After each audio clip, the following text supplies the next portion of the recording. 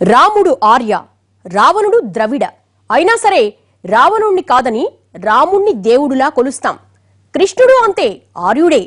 కుల మత వర్గ వైషమ్యాలన్నీ పక్కన పెట్టి పూజలు చేస్తాం. దేవుణ్ణి చేసి నెత్తిన పెట్టుకుంటాం. కానీ ఉత్తరాదిలో అలా కాదు. కృష్ణుడంటే వాళ్లకు నల్లనివాడు, తమకంటే రంగు తక్కువ గలవాడు. రంగు తక్కువని దేవుణ్ణే చిన్న చూపు చూసే అలవాటు ఆర్యులకు బాగా ఎక్కువ. అసలు ఈ నలుపు తెలుపుల గొడవలేంటి? ఇప్పుడు ఎందుకు ఈ ప్రస్తావన వచ్చింది?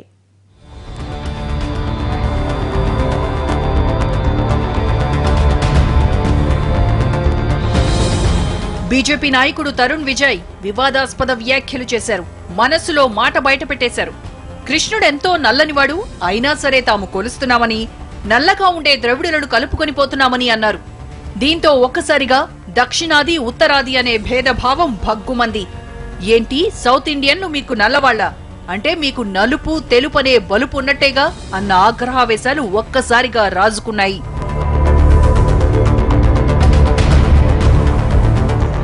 నోయిడాలో దాడి జరిగిన సందర్భం. ఒక ఇంటర్వ్యూలో ఈ విషయమై చర్చ. భారతదేశంలో జాతి వివక్ష ఉందా అన్న ప్రశ్న.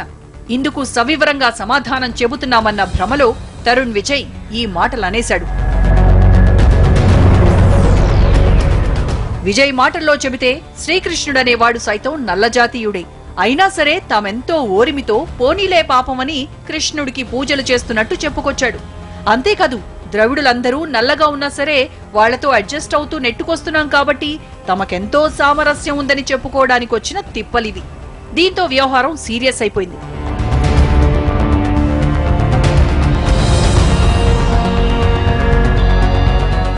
పార్లమెంటులో ప్రతిపక్ష నేత మల్లికార్జున ఖర్గే తరుణ్ విజయ్ మాటలపై ఇంతెత్తున విరుచుకుపడ్డారు. సభా కార్యక్రమాలు స్తంభించిపోయే పరిస్థితి తలెత్తింది. దక్షిణ భారతంలో నివసించే వాళ్లు దేశంలో భాగం కాదా అన్న చర్చకు తెరలేసింది. తరుణ్ విజయ్ మాటలు విన్న వాళ్ళెవరైనా సరే ఇదే అనుకోవాల్సి వస్తోందని మండిపడ్డారు. అసలీ మాటల అంతరార్థమేంటి? దేశాన్ని నిలువునా చీల్చాలనుకుంటున్నారా? ఇంతటి జాత్యహంకారం ఏంటి? ఇది ప్రభుత్వ ధోరణికి అద్దం పడుతోందని తీవ్ర స్థాయిలో ధ్వజమెత్తారు. इस तरीके की बात किया है उसके खिलाफ तो एफआईआर दर्ज होना चाहिए, वो भी देशद्रोही के, क्योंकि उसने ऐसी बातें की, देश को तोड़ने की बात की है. अब जब he wants to divide the country, therefore anti-national section should be applied against him. ఇంతటి జాత్యహంకార వ్యాఖ్యలు చేసిన తరుణ్ విజయ్ పై ఎలాంటి చర్యలు తీసుకుంటున్నారో చెప్పాలంటూ నిలదీసింది కాంగ్రెస్. పరిస్థితి చేయి దాటేలా కనిపించడంతో హోంమంత్రి రాజ్నాథ్ సింగ్ శాంతింపజేసే ప్రయత్నం చేశారు. తరుణ్ విజయ్ తాను చేసిన కామెంట్లపై ఇప్పటికే సారీ చెప్పారని చెప్పుకొచ్చారు. उनका गलती मान चुका है और मैं इतना ही कहना चाहूंगा, हम सब भारतवासी हैं. हम भले दक्षिण के हो, उत्तर के हो, पूरब के हो, पश्चिम के हो, मध्य भारत के हो, हम सब भारतवासी हैं. हमारे बीच में कोई डिफरेंस नहीं है, कोई अंतर नहीं है, कोई दरार नहीं है. తరుణ్ విజయ్ జాత్యహంకార కామెంట్ల మీద రాజ్యసభలోనూ గొడవ జరిగింది. సభలో గందరగోళ వాతావరణం ఏర్పడింది. దీంతో కొంతసేపు రాజ్యసభను వాయిదా వేయాల్సొచ్చింది. మొత్తానికి తరుణ్ విజయ్ చేసిన కామెంట్లతో ఉభయ సభలు ఒక్కసారిగా దద్దరిల్లాయి. సౌత్ ఇండియన్లపై కామెంట్లు చేసిన తరుణ్ పై తగిన చర్యలు తీసుకోవాల్సిందేనన్న డిమాండ్లు వెల్లువెత్తాయి.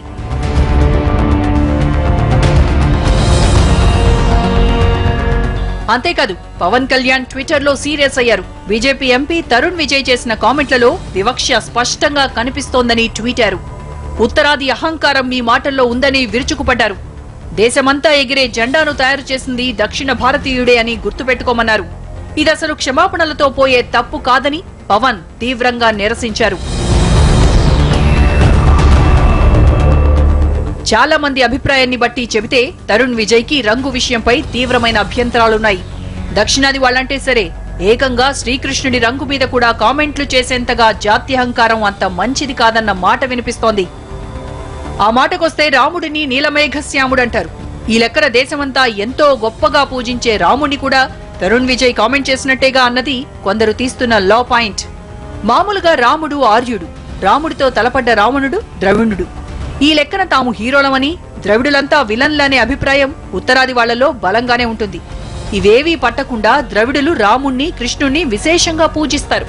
అక్కడ మాటేమో కాని ఇక్కడ రాముడి పేరిట కళ్యాణాల నుంచి మొదలు పెడితే దసరా, దీపావళి పండుగలు విశేషంగా చేస్తారు.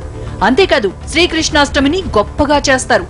అక్కడ చేస్తారో లేదో కాని ప్రతి ఏటా రాములోరి పెళ్లి బాజా మోగాల్సిందే, కిట్టయ్య ఉట్టి పగలాల్సిందే. ఇక్కడెక్కడ ఆర్య ద్రవిడ వేదాలను పాటించినట్టే కనిపించదు.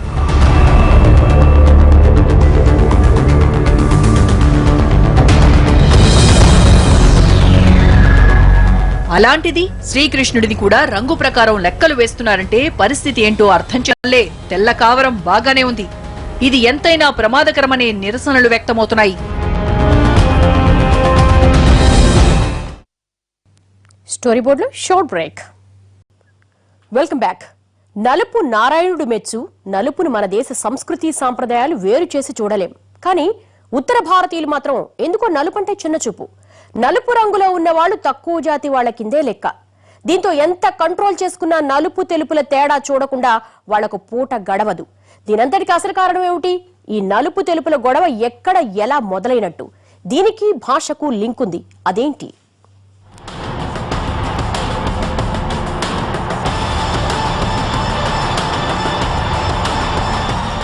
భిన్నత్వంలో ఏకత్వం అంటూ భారతదేశం తొలినాటి నుంచి తన విధానంగా పెట్టుకుంటూ వచ్చింది. వివిధ భాషలు, సంస్కృతి, సంప్రదాయాల సమాహారంగా తమకెంతో సామరస్యం ఉందని చెప్పుకుంటుంది. కానీ అప్పుడప్పుడు నలుపు తెలుపుల తేడాలను బయటపెట్టేసుకుంటారు ఉత్తరాది వాళ్లు. దక్షిణాది అంటే ఓ లెక్కలేనితనం. ఏపీ, తెలంగాణ, తమిళనాడు, కేరళ, కర్ణాటక రాష్ట్రాలంటే ఒళ్ళు మంట.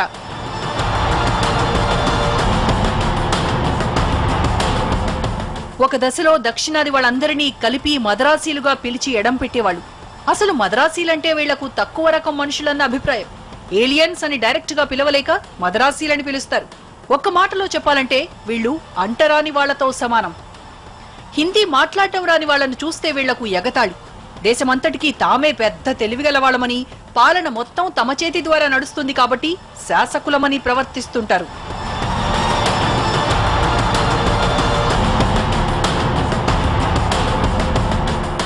ప్రపంచం మొత్తం మీద ఉన్న జాతి వ్యతిరేకతను చూసి మనం ఇక్కడ గుల్లుమంటాం. కానీ మన దేశంలోనూ ఎంతో జాతి వివక్ష ఉంది. ఆర్య ద్రవిడులనే తేడాలున్నాయి. అదే సమయంలో తెలుగు వాళ్లంటే పార్లమెంటు స్థాయిలో రెబెల్ క్యాండిడేట్స్ అన్న పేరు, తమిళులంటే మంకుపట్టు పడతారనే హడలుంది. మరీ ముఖ్యంగా దక్షిణాదికి తమిళనాడు గుండెకాయ కాబట్టి తమిళులను విలన్లను చేసి చూడటం ఒక అలవాటు. వీళ్లంటే ఉత్తరాది వాళ్లకు ఎప్పటి నుంచో ఒక దురభిప్రాయం.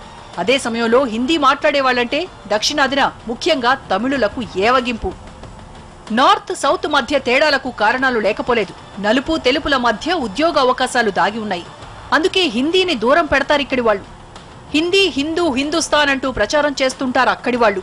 భారతదేశంలో వివిధ భాషలుండొచ్చుగాక, అన్నింటినీ కలపాల్సింది పరాయి భాష ఆంగ్లం కాదు, మన భాష అయిన హిందీ. ఇదే రాజభాషగా ఉండాలి. అందుకే అనుబంధ భాషగా హిందీని చేయాలన్నది ఉత్తరాదియుల అభిప్రాయం. కానీ ఇందుకు దక్షిణాది వాళ్లు ససేమిరా అంటారు.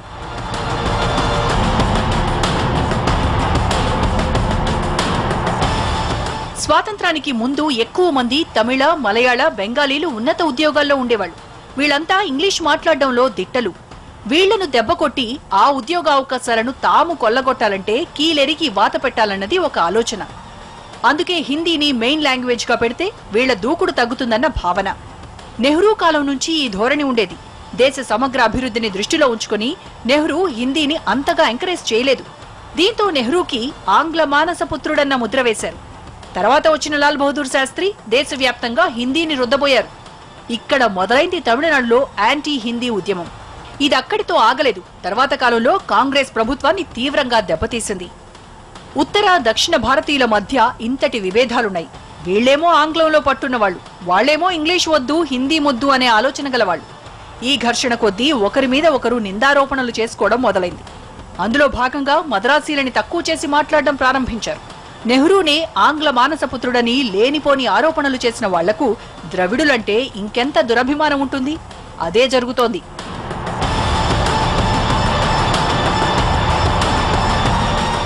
స్వాతంత్ర్యం వచ్చిన నాటి నుంచి ఆర్య ద్రవిడుల మధ్య అవకాశాలు, అధికారాల మధ్య దోబూచులాటలుండేవి. ఎంత అధికారం ఉన్నా ఉద్యోగ అవకాశాల్లో మాత్రం దక్షిణాదిని ఢీకొట్టలేకపోయేవాళ్లు. దీంతో ఉన్నత ఉద్యోగాల్లో ఉన్న దక్షిణాదీయులను ఎలాగైనా సరే కట్టడి చేయాలన్న ఉద్దేశం బలంగా ఉండేది. అదే ఆర్య ద్రవిడుల మధ్య తరచూ గొడవలకు దారితీసింది. అంతరాలను పెంచుతూ వచ్చింది. తమను మదరాసీల పేరిట ఉత్తరాది వాళ్లు కట్టడి చేయడాన్ని తీవ్రంగా నిరసించేది తమిళనాడు. దీంతో నార్త్ ఇండియన్లను కట్టడి చేయడానికి తీవ్రంగా కృషి చేసేవాళ్లు. నేటి జల్లికట్టు నుంచి మొదలు పెడితే మరెన్నో అంశాలపై ఉత్తరాది వాళ్లను విభేదించిన సందర్భాలున్నాయి. దేశమంతా త్రిభాషా సూత్రాలను అమలు చేయాలని రూలున్నా తమిళనాడులో ఇదంత మాత్రం అమల్లోకి రాదు. ఆకాశవాణిలో వచ్చే హిందీ వార్తలు మిగిలిన రాష్ట్రాల్లో ప్రసారమవుతాయి, కానీ తమిళనాడులో మాత్రం హిందీ వార్తలు వినిపించేవి కావు.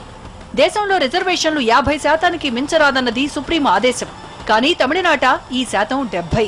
దీనంతటికీ కారణం ఉత్తరాదికి దక్షిణాదిపై పట్టు ఉండడానికి వీల్లేదన్న ఏకైక లక్ష్యం.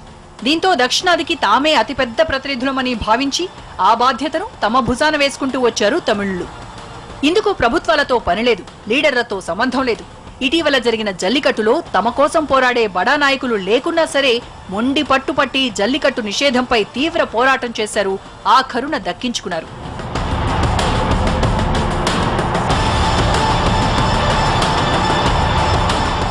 ఇలా తమ మాట నెగ్గకుండా చేయడంలో దక్షిణాది వాళ్లు మొండిగా వ్యవహరిస్తారన్న ఉద్దేశం ఉత్తరాది వాళ్లది. అందుకే వాళ్లను ఏదో ఒక రకంగా తక్కువ చేసి మాట్లాడడానికే ఎక్కువగా ఇష్టపడుతుంటారు. ఈ దురభిప్రాయాలే తరుణ్ విజయ్ లాంటి వారి మాటల్లో అప్పుడప్పుడు బయటపడుతుంటాయనే విమర్శలు వినిపిస్తున్నాయి.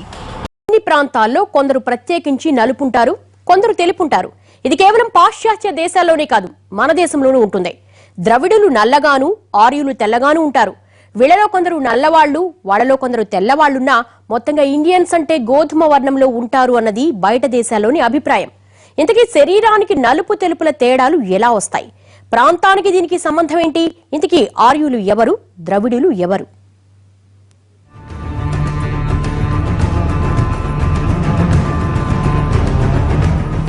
మన దేహపు రంగును శరీరంలోని వేర్వేరు జన్యువులు నిర్ధారిస్తుంటాయి. ఈ జన్యువుల చర్మపు కణాల్లో ఉండే మెలనిన్ అనే పిగ్మెంట్ ఉత్పత్తిని నియంత్రిస్తాయి. చర్మంలో మెలనిన్ పరిమాణాన్ని బట్టి చర్మపు రంగు నల్లగా లేదా తెల్లగా లేదా గోధుమ రంగులోనూ ఉంటుంది. భారతదేశం మొత్తం మీద యావరేజ్ కలర్ బ్రౌన్ అయినా ఉత్తరాది వాళ్లంటే తెల్లగా ఉంటారని, దక్షిణాది వాళ్లంటే నల్లగా ఉంటారన్నదొక స్థిరాభిప్రాయం.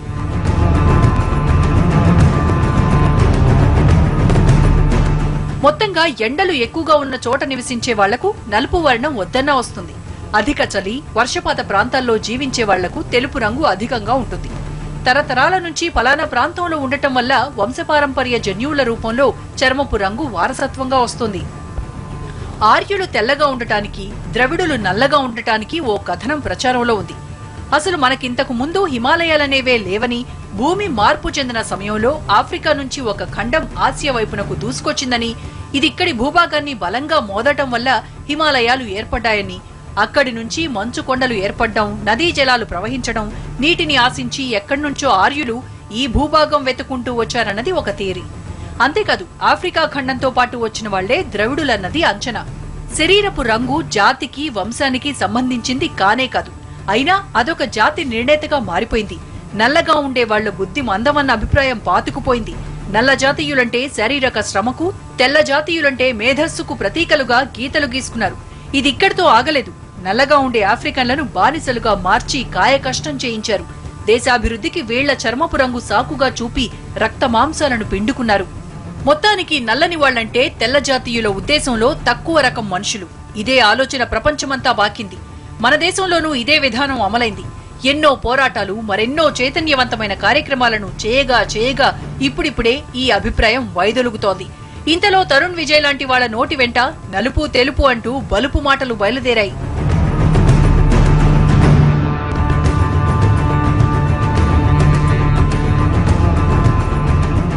ఇంతకీ ఆర్యులంటే అర్థమేంటి? ద్రవిడులనే మాట ఎందుకొచ్చింది అంటే, దక్షిణాది చుట్టూ 3 సముద్రాలుంటాయి.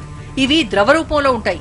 వీటి మధ్య గల భూభాగంలో నివసించేవాళ్లు కాబట్టి ద్రవిడులన్న పేరొచ్చింది. అంతేకాదు ఆర్యులంటే బయటి వాళ్లని అంటారు. మొత్తంగా దేశంలో మొదటి నుంచి నివసిస్తూ వచ్చిన వాళ్లు ద్రవిడులు కాగా, మధ్యలో అన్యులైన ఆర్యులు ఎక్కడ్నుంచో వచ్చారని అంటారు.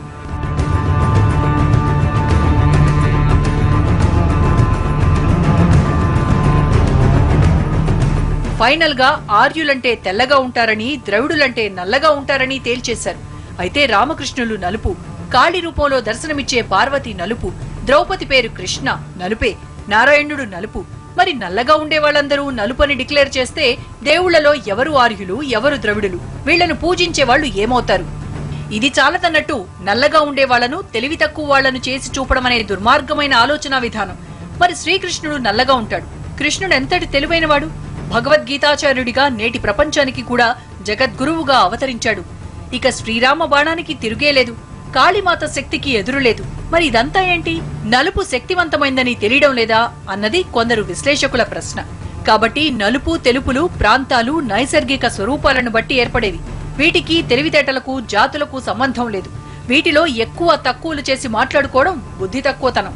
ఎందుకంటే ఇందులో మన ప్రమేయం ఏమీ లేదు. కాబట్టి తరుణ్ విజయ్ లాంటి వాళ్ళు ఈ విషయం తెలుసుకుంటే మంచిదన్న సలహా సూచనలు